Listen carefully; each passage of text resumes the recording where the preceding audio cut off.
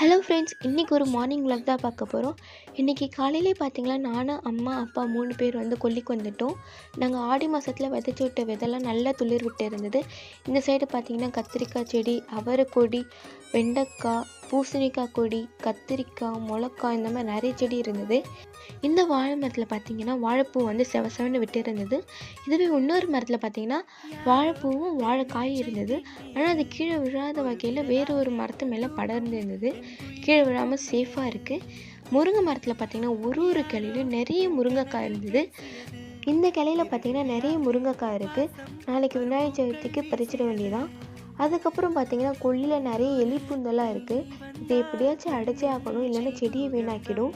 நான் என்ன தான் செடிக்கு உரம் போட்டு வான்னாலும் வளர மாட்டேங்குது. ஆனால் அழகாக விருந்தாளி மாதிரி ஒரு பாவக்காய் கொடி வளருது. ஸ்டார் ஃப்ரூட் செடி ஒன்று வாங்கி வச்சுருந்தோம். அது நல்லாவே பூ விடுது.